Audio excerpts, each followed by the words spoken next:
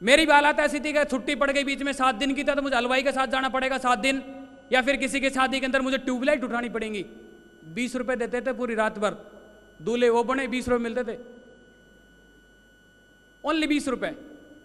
पूरी रात निकल जाती थी लगातार यूं पकड़े पकड़े, कंधे थक जाते थे, पहले कंधे थे भी नहीं, हड्डी थी ये हड्डी दुखने लगती थी बराबर, यूं रखे रखे रखे रखे, इसलिए पकड़ते थे कि 20 नहीं देगा वो। हर बार एजुकेशन के बीच के दौरान हर बार मेहनत की, हर बार काम किया, जो भी मुझे मिला 1 नंबर का ईमानदारी से मेहनत की, चोरी चकोरी कभी नहीं की, चाहे भूखे रह गए, गलत काम कभी नहीं किया आज तक, भूखे रहे कोई फर्क नहीं पड़ता इस बात के लिए। Thank you. हालात इतने टाइट थे, आदमी गर्मी सर्दी के अंदर गेहूं की रोटी नहीं, बाजरे की नहीं खाता होगा। ऐसे बहुत दिन देखे हैं जो जून के महीने में बाजरे की रोटी खाई है। सिर्फ एक ही ताकत काम करी थी पीछे, गरीबी। गर्मी के अंदर बाजरे की रोटी खाना कोई छोटी बात नहीं है। ऐसे लगता था जैसे कोई सारे लकड़ी के टुकड़े चबा रहे हो बराबर, उतरती ही नहीं थी। बहुत बार सब्जी नहीं होती थी तो ऐसा लगता था क्या करना चाहिए, समझदारी थी नहीं। चीनी का जो डब्बा निकाला, 4 चम्मच चीनी डाली, पानी मिलाया और बाजरे की रोटी को भिगाया, खाना चालू कर दिया और मजा आएगा साहब, आनंद। ये हालात थे हमारे। डर लगता है मुझे उस जिंदगी से, दोबारा मैं उसको याद भी करता हूं तो मेरे रोंगटे खड़े हो जाते बराबर कि भगवान ये दिन किसी को नहीं दिखाना। लेकिन भगवान भी साथ में बोलते थे अगर मैं ये दिन नहीं दिखाऊं तो मुझे याद कौन करेगा। कोई याद भी तो नहीं करता जब मैं दिन नहीं दिखाऊं।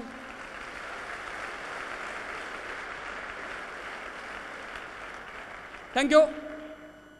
इतनी बेबसी थी, इतनी बेबस हालात थी, मतलब कोई भी आदमी कुछ भी काम करने के लिए डिसीजन नहीं ले सकता था, कभी भी डिसीजन नहीं ले पाया।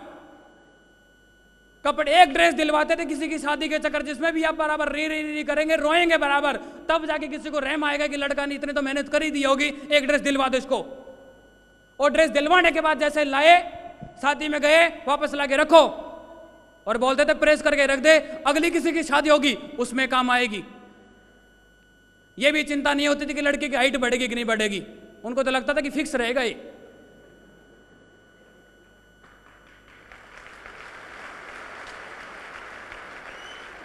Thank you. इस कदर हालात खराब थे, मतलब जो हमारा घर था, इतना बढ़िया घर था, मतलब विला, बहुत शानदार घर था। उस पहले जिंदगी के अंदर मैं देखता था, पहले एक झोपड़ी बनने के अंदर 2,500 से 3,000 का खर्चा आता था हर बार, लेकिन हमसे 5 साल में भी नहीं बन पाती थी। पूरे 5 साल निकल जाने के बाद भी हम उसमें 2,500 खर्च करके उसकी नई छत नहीं बनवा पाते थे, और कुछ ना कुछ इंतजाम करते थे कि फूस रुक जाए, कैसे भी करके फूस रुक जाए। बहुत कोशिश करते थे फूस रोकने की, रुकी नहीं पाई, क्योंकि एक आदमी कमाने वाला, वो कमाने जाए फूस रोके बराबर। इतने दुर्दिन दिखाए, और भगवान को धन्यवाद दूंगा कि आपने मुझे गरीबी में पैदा किया, क्योंकि गरीबी में पैदा नहीं किया होता और मुझे आज वसुंधरा राजे के पैदा कर दिया होता, मुझे कोई नहीं सुन रहा होता यहां से, कोई नहीं सुन रहा होता यहां से। Thank you. सर के मुंह से मैंने बहुत बार सुने कि सिर्फ अमीर आदमी, उस अमीर बनने का मौका उस आदमी को है जो कि गरीब है। अमीर होने के लिए गरीब होना बहुत जरूरी है, यस और नो? अमीर नहीं बन सकता। भगवान ने गरीबी में इसलिए पैदा किया था कि लड़के में काबिलियत डाल के देंगे, अच्छे लोगों की संगत में रहेगा, अमीर बन ही जाएगा ये, और बन गया आपके सामने। Thank you.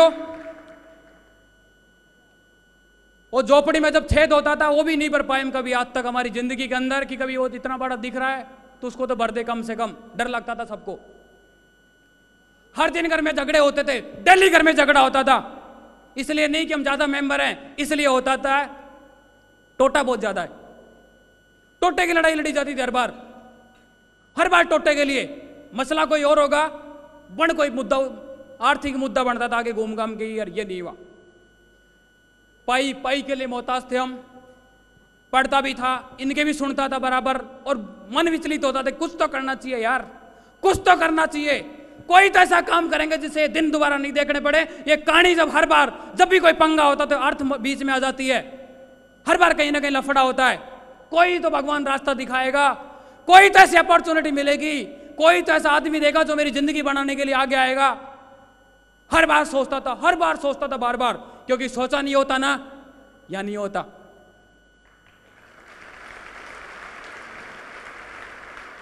Thank you. हर बार मतलब, क्योंकि नहीं सोचता कुछ नहीं हो पाता। बड़ी बड़ी बातें पहले भी करता था, मास्टर बोलता था तू बेवकूफ है, तेरी तो बुद्धि खराब है, क्योंकि वो जानता था साला दीपावली के दिन 50 रुपए होते नहीं इनके पास और बड़ी बड़ी बातें करते हैं ये। ऐसा कोई त्योहार नहीं आया, मुझे याद नहीं है, जिसमें हमने नए कपड़े पहने हो।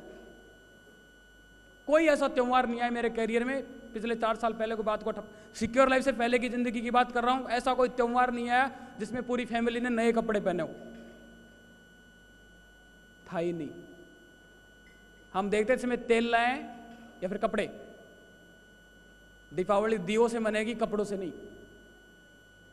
हर बार तसल्ली पूर्वक हमें समझा दिया जाता था, हर बार मनाते थे घर वाले कि बेटा मान जा, जिद मत के, अगर उनको देख, उनके पास तो एक भी नहीं है, उनको देख, वो तो पहनते ही नहीं है।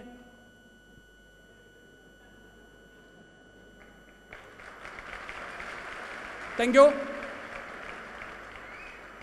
मैं मेरे फादर को हर बार बोलता था, मेरे परिवार को बोलता था बार बार कि हमारी तुलना आप उनसे मत करो जिनके पास नहीं है, हमारी तुलना उनसे क्या करो जिनके पास बहुत है। भाई सर मत उठाओ, उनकी बराबरी करने का क्या मतलब है? मन की मतलब क्या है, ऊपर आ जाएंगे थोड़ा, बोल नहीं नहीं फालतू काम नहीं करने का, रिस्क है रिस्क। उस आदमी ने मतलब इतना संघर्ष किया, इतना बेचारा डरता था, इतनी मेहनत करता था, सुबह से लेके शाम तक, शाम से लेके सुबह तक, सुबह से लेके फिर शाम तक। मुझे तो वो दिन भी याद नहीं आता जिस दिन मेरे बापू ने मुझे गोदी में उठाया होगा, क्योंकि फुर्सत ही नहीं थी। वो बोरी को उठाए फिर हमें उठाए।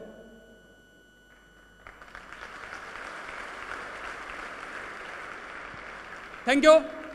क्योंकि हम भी जानते थे हमारे उठाने से घर नहीं चलता, लेकिन बोरी उठाएगा घर बराबर चलेगा। तो इतने बुरे हालात थे, टोटल ना कोई पढ़ पाया हमारे घर में। मैंने सिर्फ सिंगल इकलौता लड़का हूं जिसने ग्रेजुएशन की है। Thank you. बहुत बार एक कहानी मुझे ऐसी याद आती है। एक बार साइकिल लाया मेरा बापू, एक मेरे लिए, खुद के लिए लाया था काम करने के लिए। भगवान को और ही कुछ मंजूर थी, वो लाया शाम को, दूसरे दिन मैं ले गया और मेरे से पता नहीं कौन ले गया।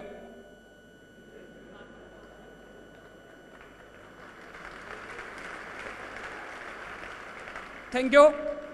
आज तक नहीं मालूम चला, चोरी हो गई मतलब। घर वालों ने मेरे बाप के अलावा किसी ने मेरी जान ली नहीं और बाकी किसी ने छोड़ी भी नहीं।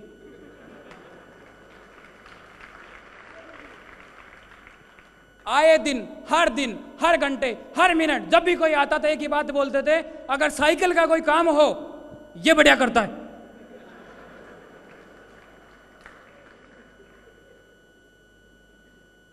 कुछ भी सामान मंगवाना हो, साइकिल इससे बड़ा कोई चला नहीं सकता। हाईलाइट करते थे मुझे हर बार और मुझे जताते थे कि तूने देख साइकिल खोदी है। मेरा फादर घर पे था नहीं, मैं इंतजार कर रहा था कि वो आएगा, वो कौन कितनी बढ़िया पिटाई करेगा। ये तो कभी उम्मीद ही नहीं करता था कि बेटा बहुत बढ़िया किया है तूने। ऐसा तो कोई बोलने वाला था नहीं, क्योंकि हिम्मत इतनी नहीं होती गरीब आदमी के अंदर। लेकिन जो सोचा उसे विपरीत पाया हुआ है। बोले कोई बात नहीं, साइकिल खोई है, तू नहीं खोया, साइकिल और आ जाएगी, चिंता की बात नहीं।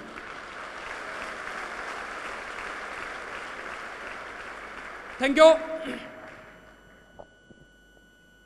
इतने बुरे दिन है कि मैं बोल रहा हूं मेरी आत्मा और रूह पूरी कांप जाती है और आंख से आंसू नहीं रुकता हर बार जब भी उसको सोचता हूं कि साला क्या नरक जैसी जिंदगी थी और आज जब बैठे सारे लोग, ये स्वर्ग जैसी जिंदगी है। That is power of secure life.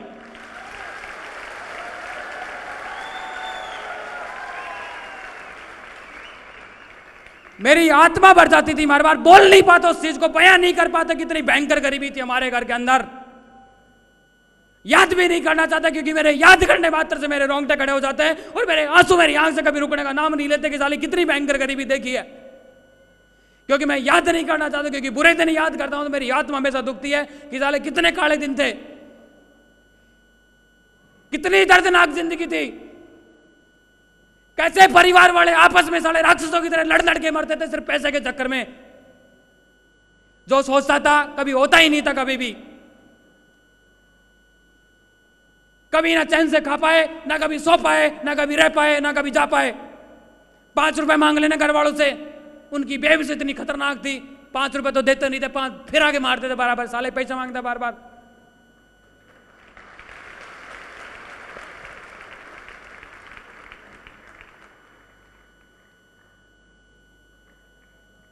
क्योंकि जब होता नहीं है तो आदमी गुस्सा ही करता हर बार।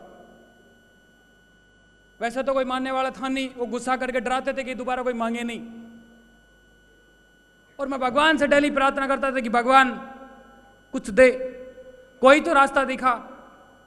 इतने बुरे जन्म, बुरे कर्म भी नहीं होंगे हमारे पूरे परिवार और पूरे खानदान के, जिसकी वजह से कि तू एक रोशनी नहीं दिखा रहा हमें। ऐसा रास्ता दिखा जिससे कि हमें गरीबी को धो सके और गरीबी के दलदल से बाहर आ सके बराबर। डेली हर दिन भगवान से प्रार्थना करता था, हाथ जोड़ के डेली बोलता था, कुछ तो हो, कुछ तो करवा, कुछ तो रास्ता दिखा। लेकिन भगवान सुन ही नहीं पा रहा था बेचारा, पता नहीं मेरी आवाज नहीं पहुंच पाई वहां तक। रात को सो रहा था ऐसे सोच सोच के कि भगवान कुछ रास्ता दिखाए, कुछ नहीं, इतना बढ़िया रास्ता दिखाया मुझे। रात को एक गाड़ी वाले ने मुझे हायर कर लिया कि चल 200 रुपए देंगे दिल्ली काम करवाने के लिए। मैं भी खुश हो गया कि चल भगवान राजी हो गया, कुछ ना कुछ दिया उसने। मैं चला गया सुबह गाड़ी के साथ, रात को 12 बजे गए और मैं हर बार ही बोलता था कि कोई गारंटी